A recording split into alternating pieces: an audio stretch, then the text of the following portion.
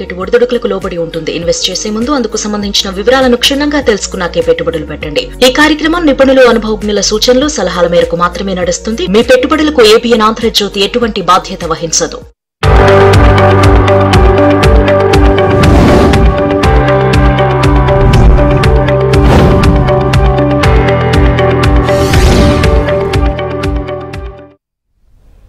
నమస్తే, welcome to ABN business. దేశీయ stock మార్కెట్లు దీపావళి జోష్తో కలకల్లాడుతున్నాయి. సెన్సెక్స్, నిఫ్టీ లాభాల్లో ట్రేడ్ అవుతున్నాయి. నిఫ్టీ 200 పాయింట్లకు పైగా లాభంతో కొనసాగుతోంది. Reliance, Kotak Mahindra, Axis Bank, Shriram Finance, Bajaj Finance షేర్లు లాభాల్లో ట్రేడ్ అవుతుండగా ICICI Bank, Tech Mahindra, Tata Steel షేర్లు నష్టాల్లో కొనసాగుతున్నాయి. ఇక మార్కెట్స్ కి సంబంధించి తమ అనాలిసిస్ అందించేందుకు బిజినెస్ అనలిస్ట్ వివికే ప్రసాద్ గారు ఉన్నారు. మాట్లాడదాం. Hello sir, good morning. Good morning అమ్మా. సార్, సెప్టెంబర్ కొత్త రిజల్ట్స్ అనౌన్స్మెంట్ లో స్పీడ్ పెరిగింది. ఇప్పుడు ఇన్వెస్టర్ స్కోర్ కి ఎలా ఉన్నా కూడా పోర్ట్ఫోలియోలో కొన్ని షేర్లు తడబాట్లు ఉండడం, అలాగే కొన్ని షేర్లు మంచి పర్ఫార్మెన్స్ చేయడం జరుగుతూ వస్తుంది. సో ఈ పోర్ట్ఫోలియోలో అవసరమైన మార్పులు చేసుకోవాలంటే నిర్దిష్టంగా ఎలాంటి చర్యలు తీసుకోవాలని చెప్పొచ్చు?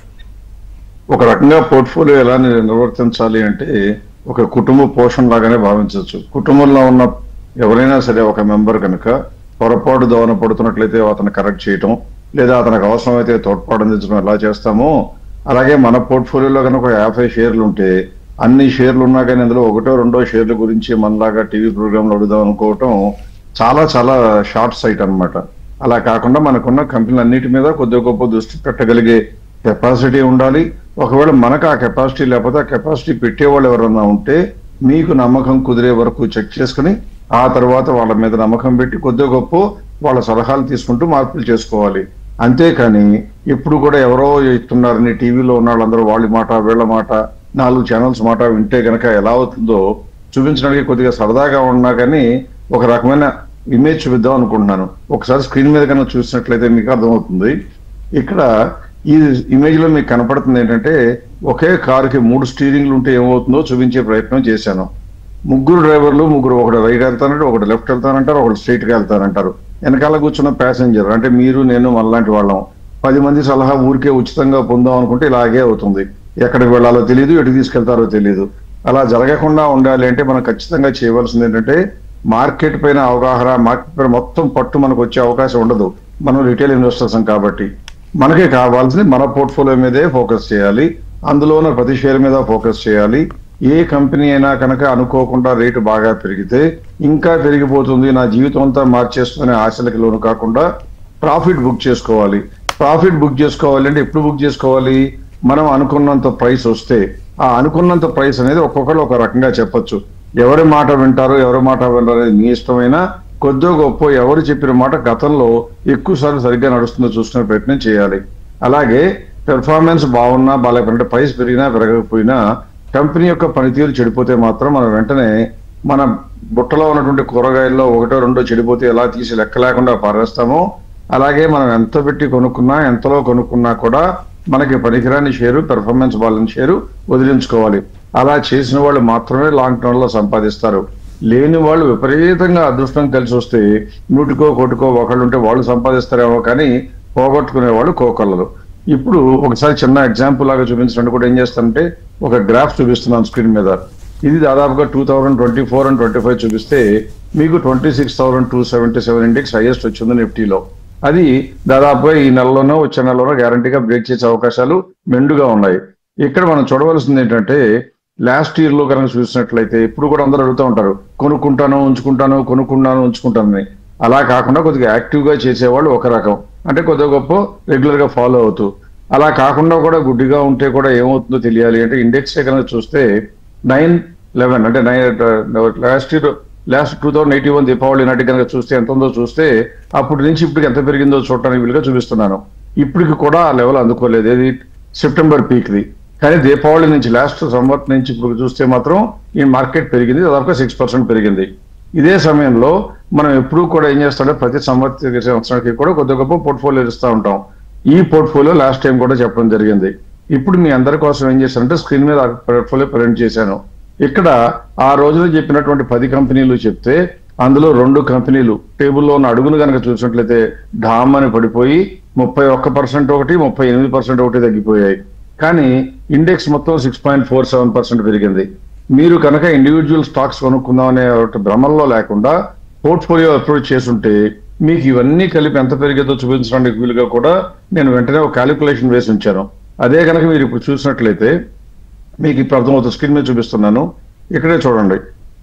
అదే షేర్లు ఇప్పుడు నేను చూపించిన స్క్రీన్ లో ఆ రోజు మనం చెప్పిన కంపెనీలే కనుక కొనుక్కు నుంచి 10 లక్షలు ఒక్కొక్క కంపెనీలో ₹1,00,000 పెట్టుంటే అది 11.47 లైక్స్ అయింది. అంటే ఇంత వాలటాలిటీ ఉన్న ఇండెక్స్ 6% పెరిగితే మీ పోర్ట్ఫోలియో 11.4% పెరిగింది. అది కూడా 2 కంపెనీలు విపరీతంగా తగ్గితే కూడా 37-35% తగ్గితే కూడా. అంటే అర్థం చేసుకోవాల్సింది ఏంటి, ఇండివిజువల్ స్టాక్స్ వాళ్ళు చెప్పారు వీళ్ళు చెప్పారని కాకుండా ఒక పోర్ట్ఫోలియో బిల్డ్ చేసుకుని సరైన డైవర్సిఫికేషన్ పెట్టుకుని కనుక ఉంచుకుంటే ఈ లాభం. ఇది కూడా మార్పులు చేర్పులు చేసుకుంటే ఇంకా ఎక్కువ లాభం వచ్చి ఉండేది, కనీసం ఎంత అన్నది ఎక్కువ ఉండేది. ఇలా కొద్దిగా పోర్ట్ఫోలియో మీద సమగ్రమైన ఆలోచన తెచ్చుకోవడానికి ప్రయత్నం చేయాలి. అలా ఎలా చేయాలి నాకు పూర్తిగా తెలియటం లేదు అంటే మేము 2 ఫోన్ నెంబర్లు ఇవ్వడం జరుగుతుంది. ఈ ఫోన్ నెంబర్కి మీరు వాట్సాప్ లో మెసేజ్ పంపిస్తే కాంటాక్ట్ చేస్తారు, లేదా మీ సందేహాలు ఏమైనా ఉంటే ఈ ఈమెయిల్కి రాసినా కూడా చేస్తారు. అంతేగాని మీరు ఏమీ పని చేయకుండా మీకోసం మొత్తం సమాచారాన్ని సేకరించి ప్రోగు చేసి మీ చెవుల్లో పెట్టేటువంటి ఓపిక ఎవరూ చేయలేరు. అది ఒక్కటి దయచేసి గమనిస్తే రిటైల్ ఇన్వెస్టర్స్ ఎక్కడి నుంచైనా మంచి రిటర్న్ సంపాదించగలుగుతారు. ఓకే సార్, కాలర్ ఉన్నారు సార్ కరీంనగర్ నుంచి కిషన్ గారు. హలో అండి. హలో మేడం గారు నమస్కారం, ప్రసాద్ గారు నమస్కారం. ముందుగా మీ ఇద్దరికి దీపావళి శుభాకాంక్షలు సార్. ఈ లాంగ్ కోసం 2 స్టాక్స్ సార్. లాంగ్ కోసం మమతా మిషనరీ ఒకటి ఏ రేట్ లో తీసుకోవచ్చు, ఇంకోటి HUH for Hong Kong, U for Uttar Pradesh, H for Hong Kong, HUH టామాకి ఇండియా ఏ రేట్ లో తీసుకోవచ్చు సార్? అది పేపర్ ఇండస్ట్రీ అండి. అదే కిషన్ గారు, మీరు ఎక్కువ సార్లు నాకు తెలిసినంత వరకు మీరు మాటలు ఏంటంటే ఎక్కువ సార్లు కొద్ది గొప్ప లాభాలే ఉన్నట్టుగానే కనపడతా ఉంటుంది. అది డెఫినెట్ గా కమెండబుల్, ఎందుకంటే లాస్ట్ ఇయర్ లో ఎక్కువ మందికి లాభాలు రాలేదు. అయినా కానీ మీరు కొంటానన్న కంపెనీలు కొద్దిగా నాకు ఎంతో వద్దనుకున్నా భయం వేస్తుంది. ఎందుకంటే మీరు ఫర్ ఎగ్జాంపుల్ మమతా అని చెప్పారు, అది చూస్తే చూడండి మొత్తం కలిపి 1000 కోట్ల మార్కెట్ క్యాప్. అందులో 4 కొత్త కంపెనీ మార్కెట్ లోకి వచ్చింది. అందులో వాల్యూమ్ ఎంత జరుగుతుందో చూస్తే స్క్రీన్ లో అడుగును కనపడుతుంది చూడండి, 8,000, 7,000, 10,000. ఏ రోజు 7,000, 8,000 కన్నా షేర్ జరగదు. అంటే మీరే ఒక 2,000 షేర్లు కొనాలంటే మార్కెట్ లో, ఇండియాలో ఉన్న మార్కెట్ లో ఆ కంపెనీలో 25% మీరు ఒక్కళ్ళే కొంటారు. అంటే మీకు అమ్మటానికి రేటు పెంచుతారు, మీరు అమ్మాలంటే మళ్ళీ మీకోసం రేటు తగ్గించి మీ చేత తక్కువలో అమ్మేస్తారు. ఇటువంటి కంపెనీలకు వీలైనంత వరకు వెళ్లకుండా ఉండటం ఎప్పుడు కూడా మనం చేయవలసిన పని. ఎవరు ఇన్వెస్టర్, రిటైల్ ఇన్వెస్టర్స్ ఎవరైనా కూడా. తర్వాత హుతమాకి పేపర్ అన్నారు, పేపర్ ఇండస్ట్రీలో ఈ కంపెనీ దాంతో పోలిస్తే కొద్దిగా బెటర్, మమతాతో పోలిస్తే ఇది 2,000 కోట్లు. కానీ ఇది కూడా ఇప్పుడు 266 రూపీస్ ఉంటే ఇంకా సెప్టెంబర్ రిజల్ట్స్ వచ్చేసిన తర్వాత కూడా పెర్ఫార్మెన్స్ బాగున్నా కూడా మా అంచనా ప్రకారం 284 ఫేర్ ప్రైస్ ఉండాలి. అందువల్ల ఈ కంపెనీ ఇప్పుడు కొనుక్కోవచ్చా అంటే నా లెక్క ప్రకారం డెఫినెట్ గా వేస్ట్ అంతే. ఎందుకంటే ఈ కంపెనీ ఎక్కువ పెరగడానికి ఛాన్స్ లేదు, పెరిగినా వెంటనే అమ్మవలసి వస్తుంది. ఈ 2 కంపెనీలకి దూరంగా ఉండండి, డబ్బులు భద్రంగా ఉంచుకోండి. లేదా ఇవాళే మన ప్రోగ్రామ్ లో ఈ సంవత్ ఇయర్ కి ఏం చెప్పాలో కూడా చెప్పబోతున్నాను. ఆ మంచి కంపెనీ కొనుక్కోవటం మంచిదని నా ఉద్దేశం. ఓకే సార్, నెక్స్ట్ కాలర్ ఉన్నారు హైదరాబాద్ నుంచి వెంకటేష్ గారు. హలో అండి. Good morning sir. Good morning అండి, హ్యాపీ దీపావళి. చెప్పండి సార్. ఇది అవాన్స్ స్టాక్ అనేది పెన్నీ స్టాక్ ఒకటి ఉంది, అది హోల్డ్ చేయాలా సెల్ చేసేయచ్చు సార్? ఏ కంపెనీ అన్నారండి? Avance, ABANC Avance. ABANCE అంటున్నారు సార్. అవాన్స్ ఎంటర్ప్రైజెస్ అండి. Yes sir, penny stock sir. అది పెన్నీ స్టాక్ అది మన జేబులో ఉండకూడదండి. మన జేబులో కాదు, మన ఇంటి చుట్టుపక్కల కూడా ఉండకూడదు. దుర్గంధం వచ్చేటువంటి వస్తువు ఏదైనా మన ఇంటి దగ్గర చుట్టూ లేకుండా క్లీన్ చేస్తాయి మున్సిపాలిటీకి చెప్పి, అలా ఫస్ట్ అమ్ముకోవాలి. కానీ పెన్నీ స్టాక్లు కొంటవే పొరపాటు, కొన్నాక ఇంకా ఉంచుకోవడం ఆలోచన చేయాల్సిన ఆలోచనే ఉండదు. అందులో ఎంత లాభం వచ్చినా మీకు వచ్చేది ఇంతేనండి. కాబట్టి వెంటనే అమ్మేయండి. దయచేసి 1000 కోట్ల కన్నా మార్కెట్ క్యాప్ తక్కువ కంపెనీలు రిటైల్ ఇన్వెస్టర్స్ మనం కొనకూడదు అని పెట్టుకోండి రూలు. ప్రస్తుతం అయితే 10,000 కోట్లు 25,000 కోట్ల కన్నా ఎక్కువ కంపెనీలు కొనుక్కుంటే రాబోయే సంవత్సరంలో ఎక్కువ లాభాలు వచ్చే అవకాశాలు ఉన్నాయి. అందువల్ల పెన్నీ స్టాక్స్ కి, స్మాల్ క్యాప్స్ కి ఇప్పుడు అట్రాక్ట్ కావడం అంత మంచి పద్ధతి కాదు. ఓకే సార్, నెక్స్ట్ కాలర్ ఉన్నారు హైదరాబాద్ నుంచి మోహన్ గారు. హలో అండి. ప్రసాద్ గారు నమస్తే అండి, గుడ్ మార్నింగ్. Good morning. మీకు ముందుగా హ్యాపీ దివాళీ అండి. విష్ సేమ్ అండి. ప్రసాద్ గారు, ఇది జిందాల్ సాని నేను ఈ రేట్ లో తీసుకోవచ్చా? ఏదండి? జిందాల్ సా అండి, జిందాల్ సా. ఓకే. ఇప్పుడే చూపిస్తాను మీ స్క్రీన్ మీద డేటా చూపించి చెప్తాను. ఎందుకంటే ఎప్పుడు కూడా ఏ కంపెనీ అయినా నేను చెప్పాలి అంటే నాకు ఇష్టం అయితే చెప్పను, నాకు ఇష్టం కాకపోతే తిట్టడం. నాకు కావాల్సిన నెంబర్లు బాగుండాలి. ఈ కంపెనీ కనుక మీరు రిజల్ట్స్ చూస్తుంటే నేను చెప్పకముందే మీరే డిసైడ్ చేసుకుంటారు. చూడండి ఒకసారి ఎలా ఉంది. 7.6, 8.21, 8.73 ఉన్న మార్జిన్ ఉన్న కంపెనీ అక్కడి నుంచి తగ్గుతా వచ్చి ఇప్పుడు 6.01కి వచ్చింది. ఇది 2 కారణాలండి. ఇప్పుడు కూడా స్టీల్లోనూ స్పెషలైజ్డ్ టూల్స్ చేసే ఈ కంపెనీకి ఎక్స్పోర్ట్ ఆర్డర్స్ ఎక్కువ ఉంటాయి. మనకి ఇష్టం ఉన్నా లేకపోయినా అమెరికాలో ట్రంప్ వచ్చినాక ఆయన చేసే గడబడి మూలంగా ఈ కంపెనీ కూడా ఇంపాక్ట్ అయిన కంపెనీలో ఒకటి. అందుకే ఈ కంపెనీ సేల్స్ పెంచుకోలేకపోతుంది, మార్జిన్స్ పెంచుకోలేకపోతుంది. ఇటువంటి కంపెనీలు ఇటువంటి సమయంలో లాభాలన్న మాట వాస్తవమైనా మనకు కావాల్సింది మన డబ్బు మీద లాభం. కాబట్టి ఏం చేయాలి, పెరగటానికి స్కోప్ ఉన్న కంపెనీలు, మంచి కంపెనీలు కొనాలి. ఈ కంపెనీ దురదృష్టవశాత్తు మంచిది కాదు, ప్రాఫిట్ మార్జిన్ తగ్గిపోతున్నాయి. అందువల్ల కొనొచ్చా, కొనకూడదు. ఏ లెవెల్ కాదు, ఏ లెవెల్లోనూ కొనకూడదు. ఆ పెర్ఫార్మెన్స్ బాగుంటే అప్పుడు రేటు తక్కువలో ఉంటే కొనొచ్చు. అందువల్ల కొనటం అనవసరం. అయినా కూడా కొనబుద్ధి అవుతుంది అంటే 186 ఉంటే మా లెక్క ప్రకారం 202 ఇస్ ద ఫెయిర్ ప్రైస్ అండి. చెడ్డ కంపెనీ కాదు, మనకు అనువుగా లేదంతే. అంటే కావాలి 15-16 రూపాయలు పెరిగితే మళ్ళీ అమ్మవలసి వస్తుంది. కాబట్టి ఈ కంపెనీకి ఖచ్చితంగా దూరంగా ఉండటం మంచిది. ఓకే సార్, నెక్స్ట్ కాలర్ ఉన్నారు ఖమ్మం నుంచి హనుమాన్ సింగ్ గారు. హలో అండి. మేడం నమస్కారం. మేడం నమస్తే అండి, మాట్లాడండి. మీకు ఛానల్ వారికి, సిబ్బందికి, ముఖ్యంగా ప్రజల గారికి దీపావళి శుభాకాంక్షలు అండి. థ్యాంక్ యూ అండి. విషయం చెప్పండి సార్. నేను పోయే దీపావళి వరకు మీరు నాకు రికమెండ్ చేయలేదు. మీ ఎన్లైన్ లో నేను ఒక 2 స్టాక్స్ కొన్నాను.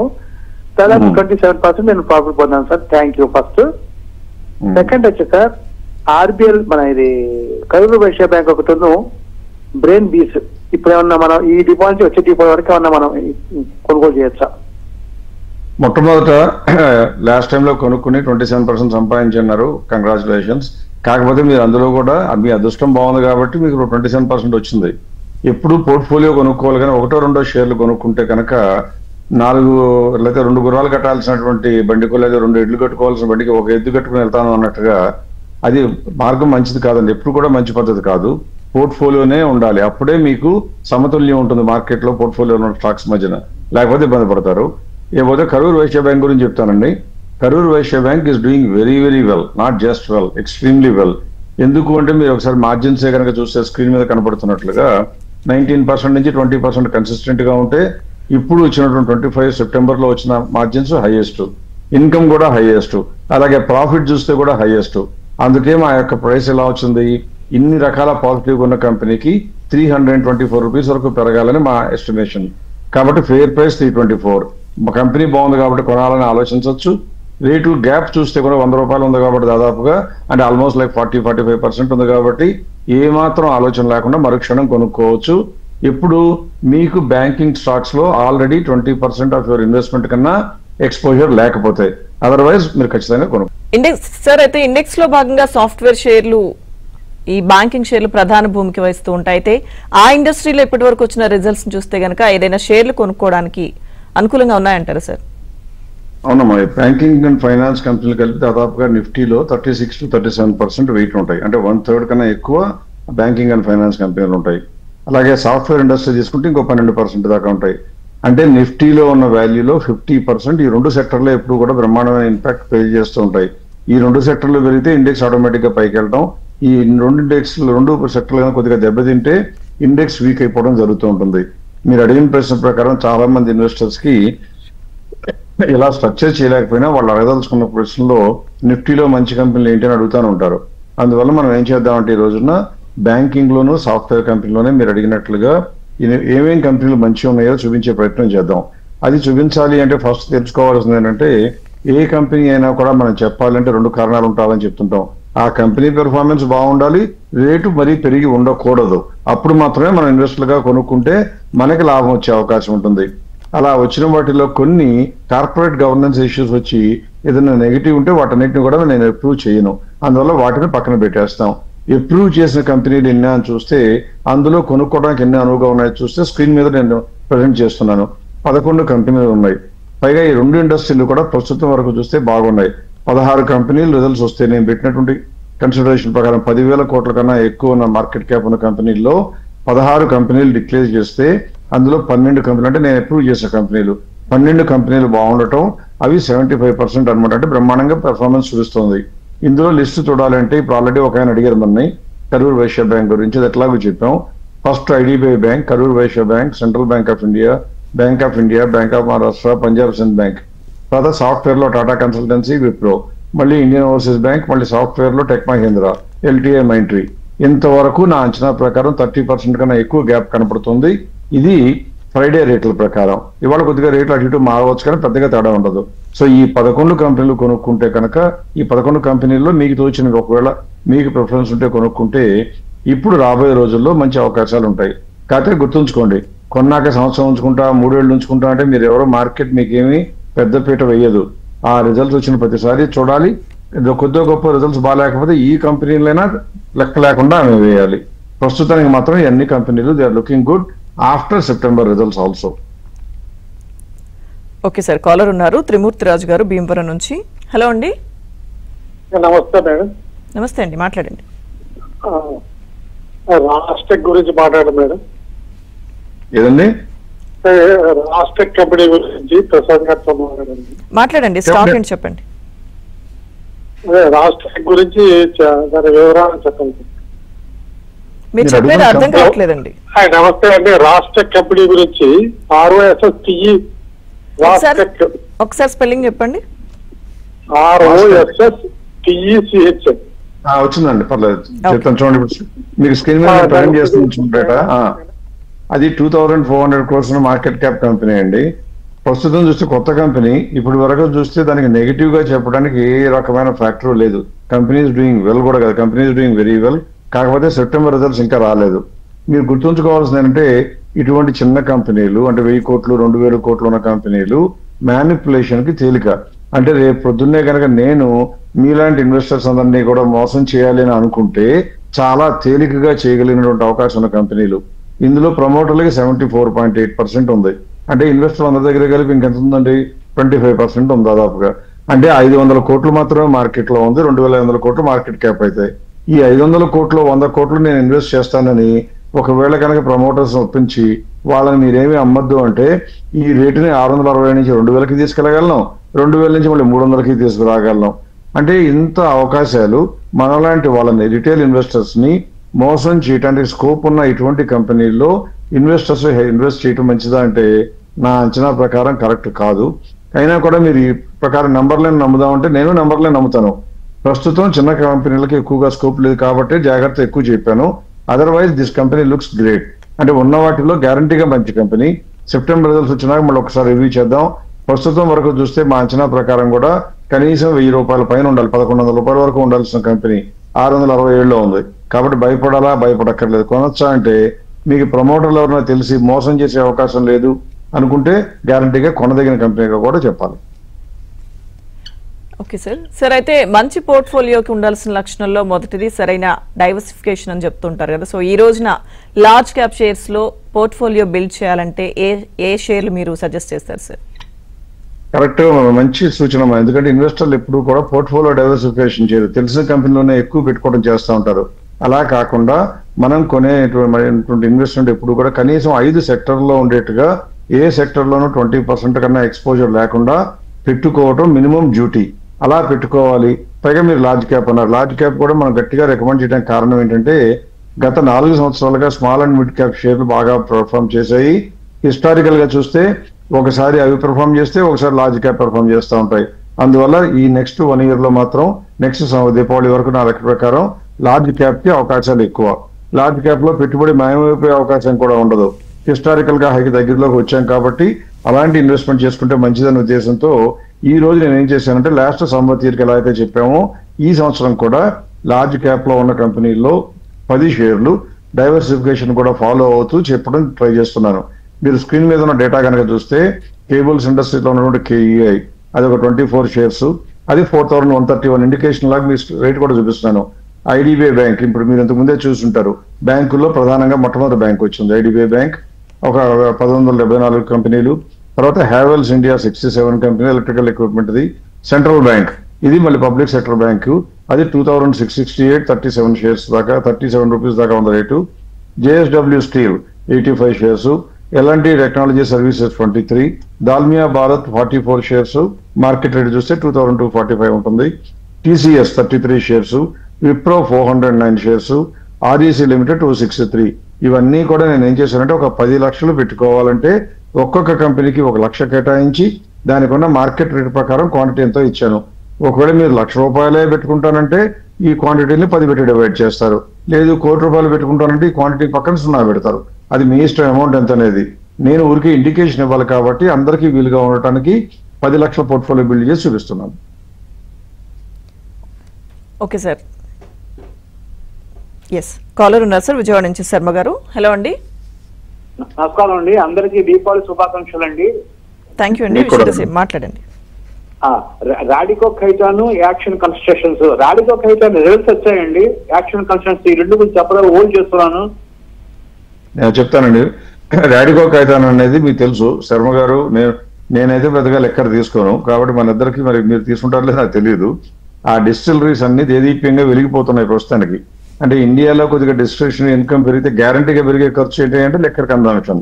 ఆ డిస్టిలరీ కంపెనీలకు వచ్చేటువంటి ప్రమాదం దాదాపుగా దగ్గరలో ఏం కనపడటం లేదు. ఎకనామిక్ డెవలప్మెంట్ వస్తుంటే ఏమి నేర్చుకోకపోయినా అందరం తాగేస్తాం. కాబట్టి ఈ కంపెనీ అందువల్ల కొనొచ్చా అంటే సెప్టెంబర్ రిజల్ట్స్ ఇంకా రాకపోయినా కూడా కంగారు పడిన అవసరం లేదు. ఎందుకంటే ఒక ట్రెండ్ మొదలైన తర్వాత ట్రెండ్ క్రమక్రమంగా పెరుగుతూ వస్తే అక్కడైనా ఉంటుంది, ఇంకా కొద్దిగా పెంచుకుంటుంది, కానీ పడిపోవడానికి అవకాశాలు తక్కువ. స్క్రీన్ మీద ఉన్న డేటా చూడండి. 3,500 కోట్లు ఉండే టర్న్ ఓవర్ 5,200 కోట్లకు వచ్చింది 2 ఏళ్లలో. అదే మార్జిన్ కూడా చూస్తే 6.26 నుంచి ఒకసారి 6.14 తగ్గినా అక్కడికి క్రమంగా పెరుగుతూ జూన్ నాటికి 7.64% వచ్చిందండి మార్జిన్.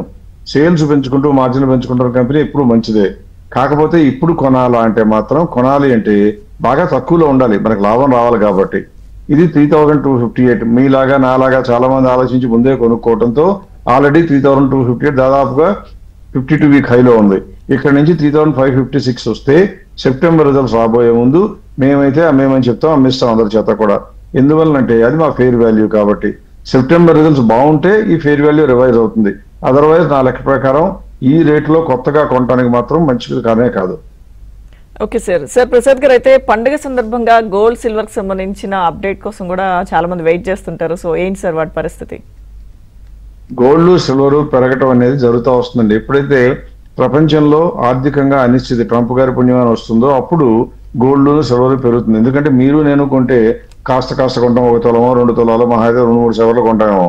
కానీ బంగారం అనేది సెంట్రల్ బ్యాంకులు కొంటున్నాయి. కొనటమే కాకుండా ఇంగ్లాండ్ కానివ్వండి, జర్మనీ, ఇటువంటి ఫ్రాన్స్, ఈ కంట్రీలన్నీ ఏం చేస్తున్నాయంటే ఇప్పటి వరకు వారు గోల్డ్ మొత్తాన్ని కూడా అమెరికాలో దాచుకునేవాళ్ళు ఫోర్ట్ నాక్స్ లో. ఈ మధ్యన ఏం చేశారంటే మీ మీద మాకు నమ్మకం తగ్గింది, మీరు చేసేది దుందుడుకు చర్యల వల్ల, కాబట్టి మా బంగారాన్ని మాకు పంపించండి, వాళ్ళ కంట్రీకి తీసుకెళ్లిపోతున్నారు.